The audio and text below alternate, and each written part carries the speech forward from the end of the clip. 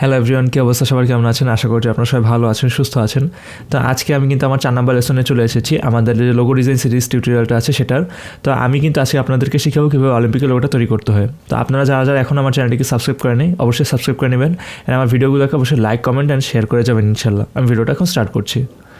তো আজকে আমার যে অলিম্পিকের লোগোটা তৈরি করবো সেখানে আমি খুব বেশি কিছু ইউজ করবো না। আমি এখানে জাস্ট ছোটো ছোটো কিছু টুল, যেগুলো আমি আগেই দেখে আসছি আপনাদেরকে। দেখেন আমরা এখানে একটা এলিপস টুল নিব।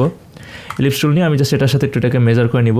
তো দেখেন আমি এটাকে সাথে মেজার করার চেষ্টা করতেছি। দেখেন এইটাকে আমি এটার অর্ধেক পর্যন্ত দিব আর কি। এই যে হ্যাঁ, এই পর্যন্ত দিলাম।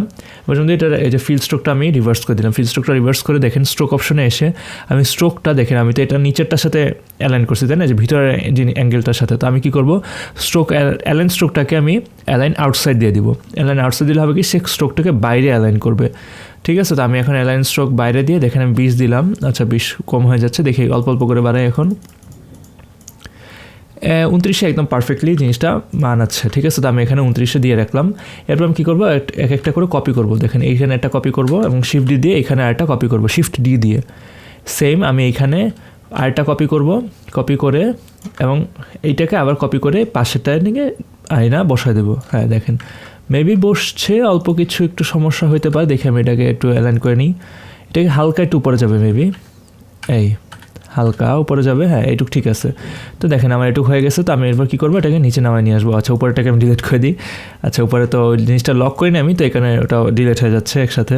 সরি, আমি এটা রিমুভ করে দিচ্ছি মেবি। এখন হ্যাঁ এটা রিমুভ হয়ে গেছে। তো দেখেন আমার তো এখানে এটা হয়ে গেছে। তো আমি কী করবো, এটাকে অবজেক্ট থেকে আমি এক্সপ্যান্ড অ্যাপিয়ারেন্স করে দেবো। তাহলে এটা কি একটা অবজেক্ট হয়ে যাবে, এটা ফিল স্ট্রোক থাকবে না শুধু। এরপর আমার কাজটা কি দেখেন, আমি এটার কালারটা ধরেন প্রত্যেকটা কালার প্রত্যেকটাকে দিয়ে দিই, তাহলে আমার কাজটা করতে সুবিধা হবে।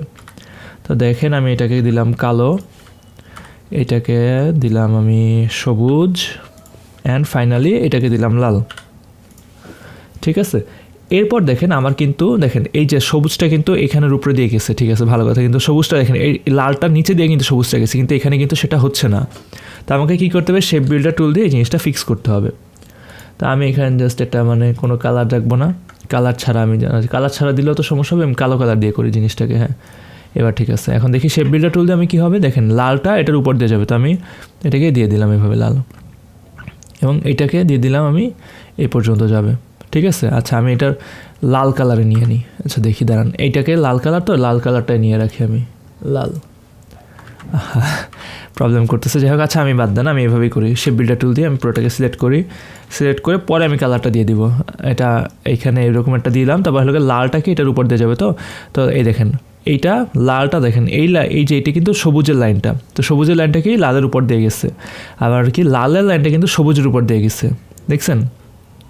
এইটা কিন্তু আপনাদের মাথায় রাখতে হবে। এবার কী হবে, আমার কালোটা সবুজের উপর দিয়ে যাবে। তো কালোটাকে সবুজের উপর দিয়ে দিলাম আমি, অ্যান্ড কি সবুজটা কালোর উপর দিয়ে যাবে। সবুজটাকে কালোর উপর দিয়ে দিলাম, কালোটা যাবে হলুদের উপর দিয়ে, এবার হলুদটা যাবে কালোর উপর দিয়ে, এবার ফাইনালি নীলটা যাবে হলুদের উপর দিয়ে, আর হলুদটা যাবে নীলের উপর দিয়ে।